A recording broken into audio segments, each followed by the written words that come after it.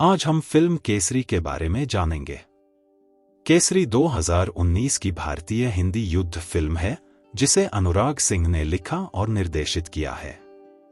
इसे Dharma Productions, Cape of Good Films, Azure Entertainment और Zee studios के बैनर तले अरुणा भाटिया, करण जौहर, हीरू यश जौहर, अपूर्व मेहता और सुनील खेत्रपाल ने संयुक्त रूप से निर्मित किया था।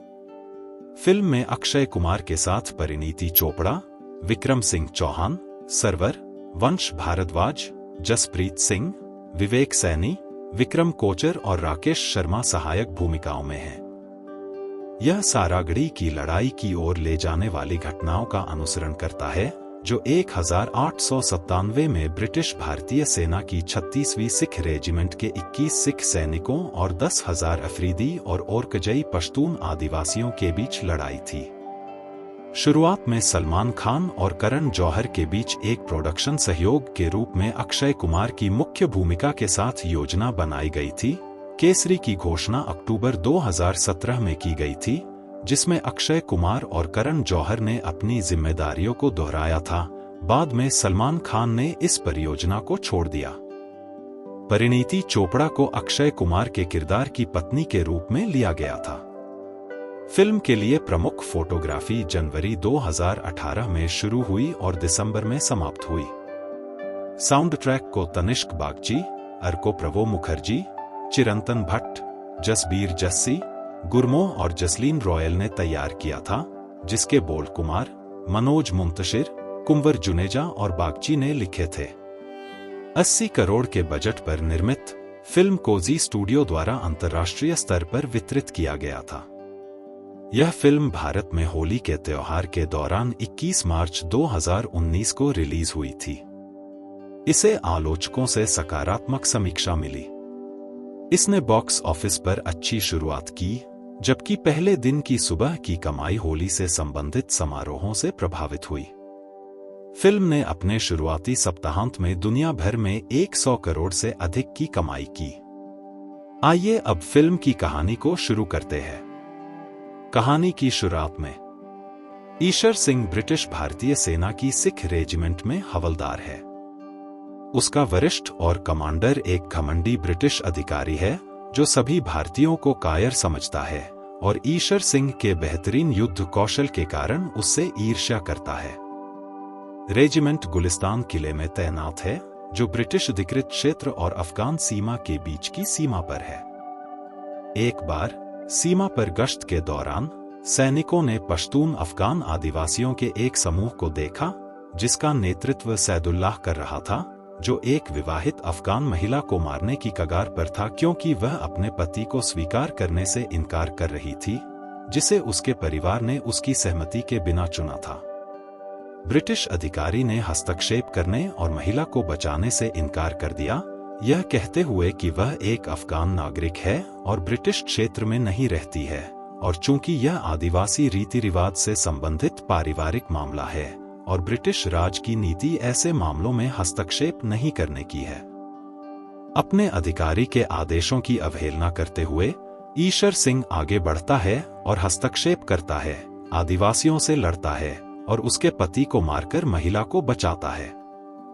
ब्रिटिश अधिकारी ने अपने कमांडिंग ऑफिसर, जो पास के लॉकहार्ट किले में बैठा है, को ईशर सिंह की अवज्ञा के बारे में सूचित करते हुए एक सख्त रिपोर्ट लिखी। जल्द ही अफगानों ने ब्रिटिश नियंत्रित गुलिस्तान किले पर हमला किया, लेकिन ईशर सिंह ने उन्हें रोक लिया और कई अफगानों को मार डाला। फिर भी ईशर सिंह को उसके वरिष्ठों द्वारा उसके कार्यों के लिए दोषी ठहराया जाता है, जिसके कारण अफगानों के साथ शांति भंग हुई। उसे सारागढ़ी किले में सजा के तौर पर स्थानांतरित किया जाता है, जो गुलिस्तान और लॉकहार्ट किलों के बीच स्थित है और उनके बीच संचार को सक्षम बनाता है। ईशर सिंह विधिवत सारागढ़ी किले की यात्रा करता है, जहां वह सेना को अस्त-व्यस्त पाता है। वह सभी को एक पूरे सप्ताह बिना भोजन के रहने की सजा देकर अनुशासन लागू करता है। सैनिक पहले तो क्रोधित होते हैं, लेकिन बाद में यह जानने के बाद कि ईशर सिंह भी बिना भोजन के रह रहा था, उसका सम्मान करना शुरू कर देते हैं। इस बीच सैदुल्ला अफगान जनजातियों के बीच गठबंधन बनाता है और उन्हें एक एकीकृत बल के रूप में ब्रिटिश क्षेत्रों पर हमला करने के लिए प्रेरित करता है। ईशर सिंह और लाल सिंह अपने मुखबिर की तलाश में पास के गांव में जाते हैं, जो 3 दिनों से उनके पास नहीं आया है। लॉकहार्ट किले से British commanding officer colonel John Haughton ने अफगान सेना को सरगढ़ी की ओर बढ़ते देखा और ईशर को सचेत किया। ईशर और उसकी बटालियन ने 10,000 कबायलियों को किले की ओर आते और उसे घेरते हुए देखा। सैदुल्लाह पूरी अफगान सेना के साथ सारागढ़ी किले के सामने उस महिला का सिर काट देता है जिसे ईशर सिंह ने पहले बचाया था। कमांडिंग ऑफिसर के लड़ने के आदेश के बावजूद ईशर उनसे झूठ बोलता है और कहता है कि कमांडिंग ऑफिसर ने उन्हें किला छोड़कर भागने के लिए कहा है। ईशर चाहता है कि वे ब्रिटिश अधिकारी के आदेश के कारण नहीं, बल्कि खुद ही रहने और लड़ने का फैसला करें। ईशर सिंह और उसके लोग मरते दम तक लड़ने का फैसला करते हैं। रसोया खुदादाद लड़ने के लिए स्वेच्छा से आगे आता है, लेकिन ईशर सिंह उसे घायल सैनिकों, अफगानों सहित को पानी उपलब्ध कराने के लिए कहता है। अफगान लड़ाई शुरू करते हैं और भगवान सिंह सबसे पहले मारे जाते हैं। गुरमुख सिंह एक अनुभवहीन सैनिक और बहुत युवा होने के कारण लड़ने में असमर्थ है, जिसके कारण ईशर सिंह उसे युद्ध के बारे में सीओ को अपडेट रखने के लिए कहता है और अफगानों को गुलिस्तान और लॉकहार्ट किलों की ओर बढ़ने से रोकने के लिए लड़ाई को लंबा करने का फैसला करता है। जैसे जैसे लड़ाई लंबी होती जाती है, लाल सिंह अकेले किले के बाहर अफगानों से लड़ता है और एक सिपाही को किले का गेट बंद करने के लिए कहते हुए मर जाता है। अफगान विस्फोटकों का उपयोग करके किले की पश्चिमी दीवार को नष्ट करने में कामयाब हो जाते हैं।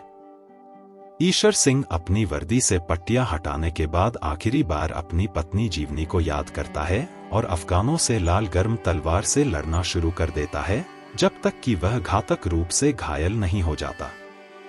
सैदुल्लाह खुदादाद को मार डालता है, इससे पहले कि ईशर अपनी पगड़ी उतारने की कोशिश करते हुए खुद को चाकू मार लेता है। ईशर की बहादुरी एक अफगान सरदार को प्रभावित करती है और अपने आदमियों को किसी भी सिख की पगड़ी को न छूने का आदेश देता है। इस पर गुल बादशाह नाम का एक और अफगान सरदार सिग्नलिंग पोस्ट को जलाने का आदेश देता है, ताकि गुरमुख सिंह की दर्दनाक चीखें सांत्वना के रूप में सुनी जा सकें। जैसे ही अफगान पोस्ट को आग लगाते हैं, गुरमुख सिंह जलते हुए शरीर के साथ बाहर निकलता है। वह 3 बार बोले सो निहाल, सत श्री अकाल का जाप करता है, गुल बादशाह को पकड़ता है और उसके शरीर से जुड़े ग्रेनेड को चलाता है, जिसके परिणामस्वरूप एक बड़ा विस्फोट होता है। जयकार गूंजती है और पास के दोनों किलों तक पहुंचती है। वहां मौजूद सिख सैनिक भी अपने गुरु के नाम का जाप करना शुरू कर देते हैं। अफगानों ने किले को लूट लिया और अंततः उसमें आग लगा दी। ब्रिटिश संसद ने 2 मिनट का मौन रखकर शहीदों को श्रद्धांजलि दी और मरणोपरांत उन्हें ब्रिटिश ऑर्डर ऑफ मेरिट से सम्मानित किया, जो किसी भारतीय सैनिक को मिलने वाला सर्वोच्च वीरता पुरस्कार है। और फिल्म समाप्त हो जाती है।